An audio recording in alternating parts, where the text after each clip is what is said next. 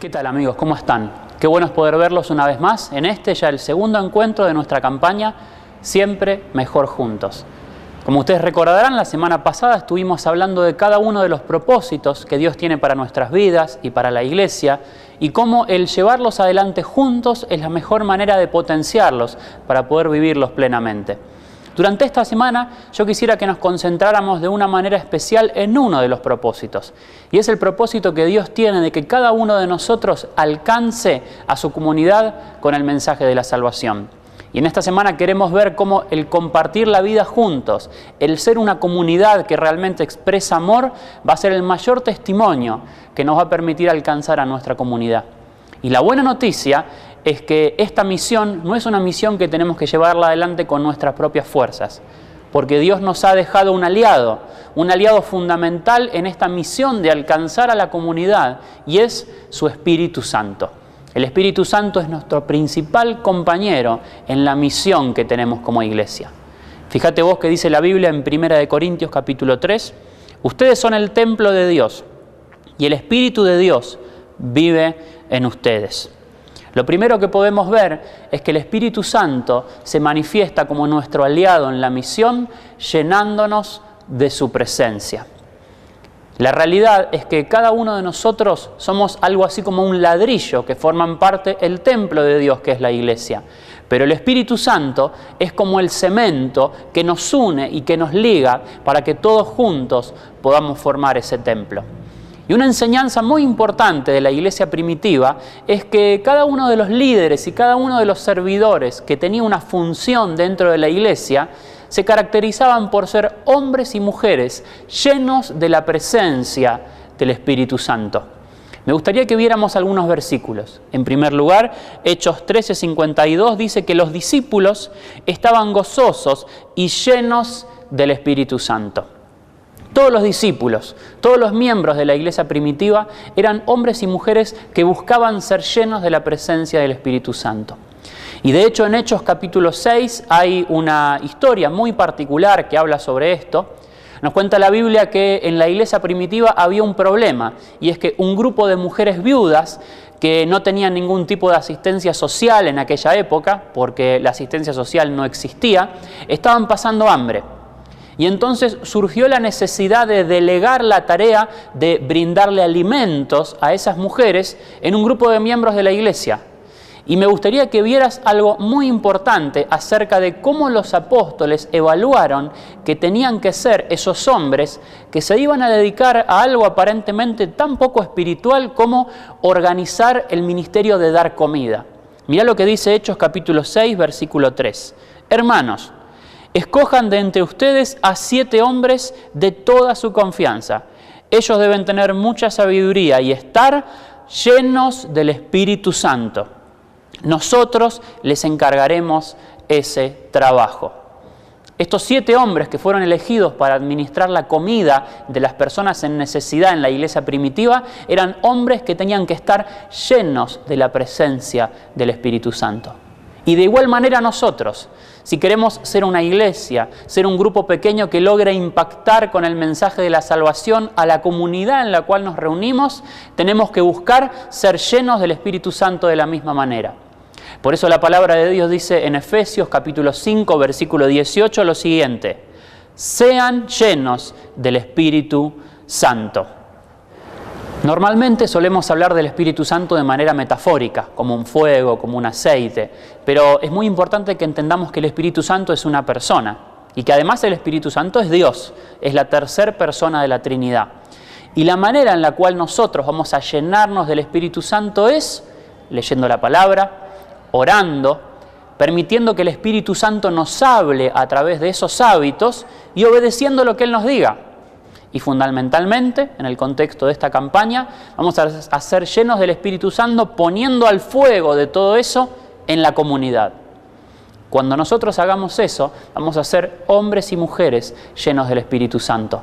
Vamos a ser un grupo pequeño lleno del Espíritu Santo. Y esa va a ser la primera estrategia que Dios va a utilizar para que impactemos a nuestra comunidad. Cuando la gente nos vea como hombres y mujeres llenos de la presencia del Espíritu Santo. Pero en segundo lugar, El Espíritu Santo se presenta como nuestro aliado en la misión de alcanzar a otros creyentes, impulsándonos a testificar. Algo que es muy impactante en el libro de los Hechos es una relación que se ve muchas veces.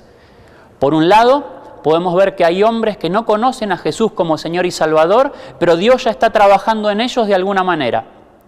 Por otro lado, vemos a los discípulos que en algún momento de sus vidas son impulsados para ir a predicarles a esas personas en las cuales Dios ya está trabajando.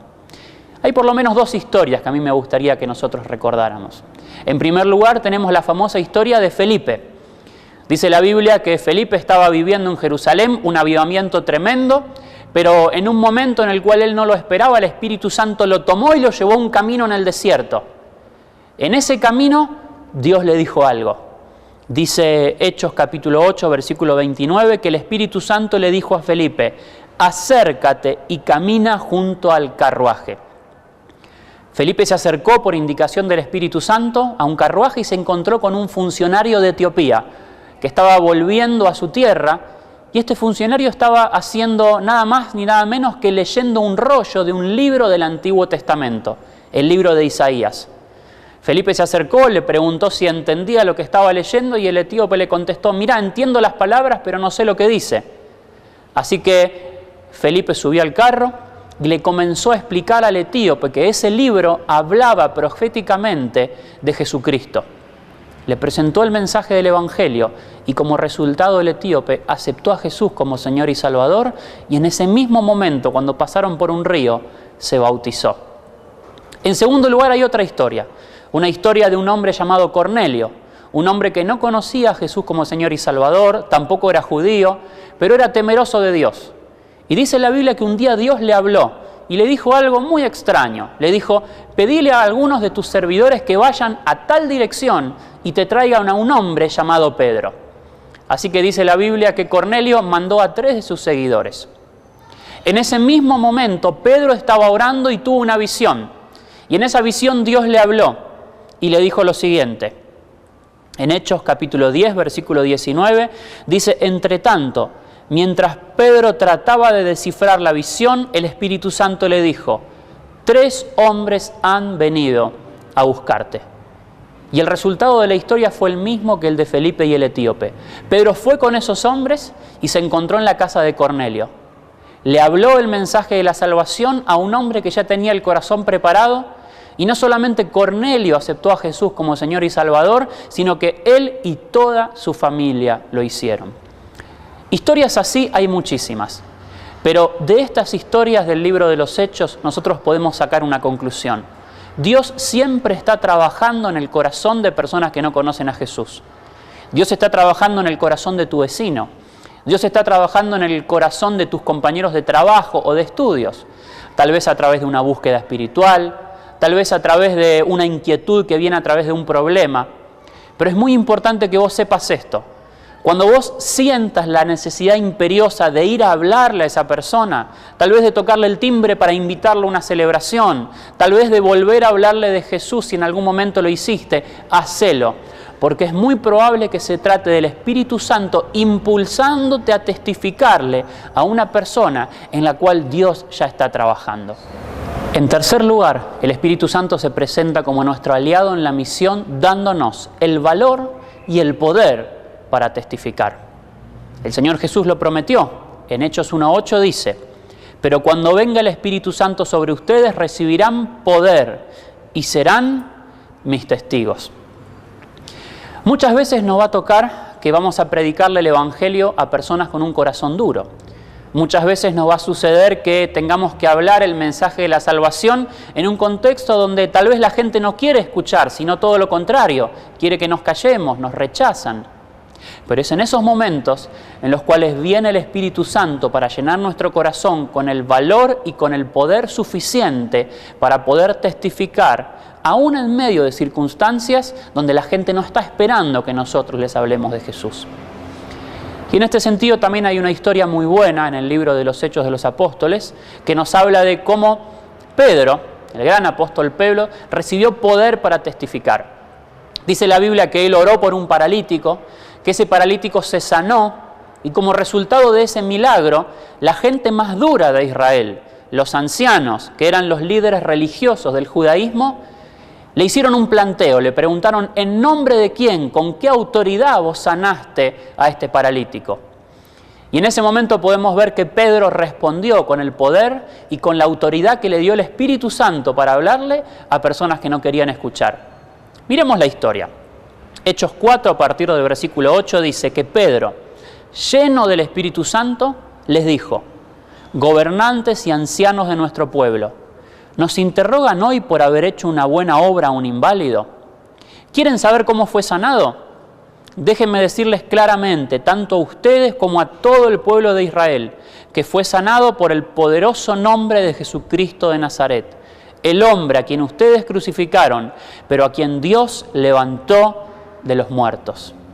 Como ustedes verán, el Espíritu Santo fue el que lo llenó a Pedro para que tuviera el valor y el poder y la autoridad para predicarle a esa gente que tenía un corazón duro. ¿Y sabes cuál fue el resultado de esa prédica? Lo mandaron a la cárcel a Pedro. Ahora, la buena noticia es que como no tenían argumentos en contra de él, al poco tiempo le dieron la libertad. Y la historia sigue así. Pedro salió de la cárcel e inmediatamente lo que hizo es ir a la casa donde se reunía la iglesia primitiva, donde tenían ese grupo pequeño. Y en ese lugar dice la Biblia que los creyentes se reunieron a orar. Y miren lo que dice Hechos 4:31, el final de esta historia. Dice la Biblia que después de esta oración, el lugar donde estaban reunidos tembló y todos fueron llenos del Espíritu Santo y predicaban con valentía la palabra de Dios. Como ya te lo dije, en algunos momentos te va a pasar que la gente quiera escucharte, y eso es bueno, pero a veces te va a tocar sembrar la semilla del Evangelio en un contexto en el cual no quieras ser escuchado, o donde tal vez hay gente que te quiere escuchar, pero hay otras que van a impedir que vos hables. Es en ese momento donde tenés que permitir que el Espíritu Santo te llene con el valor para testificar, aún a pesar de que las circunstancias puedan llegar a ser adversas. El Espíritu Santo lo hace. Y en cuarto lugar, quisiera decirte algo más. Quisiera decirte que el Espíritu Santo se presenta como nuestro aliado en la misión, dándonos las estrategias para alcanzar. Hay un texto de la palabra de Dios en Hechos capítulo 2 que ustedes leyeron antes de ver este video. Y es el texto que tiene que ver con Pentecostés. A mí me interesa que pudiéramos pensar a Pentecostés desde esta perspectiva. Ustedes sabrán que los creyentes que estaban orando en ese aposento alto estaban buscando de la presencia de Dios cuando de repente descendió el Espíritu Santo. Y como consecuencia de ese descenso, todos los creyentes que estaban en ese lugar empezaron a hablar en distintas lenguas. Ahora, esas lenguas en las cuales empezaron a hablar los creyentes de Pentecostés no eran las lenguas angelicales de la cual habla el apóstol Pablo en 1 Corintios 14, sino que eran otras lenguas. Eran los idiomas distintos de las miles de personas que estaban visitando la ciudad de Jerusalén en esa semana porque se estaba dando la fiesta de Pentecostés. Y esto es algo muy impactante. Y para que podamos entender en profundidad lo que significó ese acontecimiento, a mí me gustaría compararlo con lo siguiente.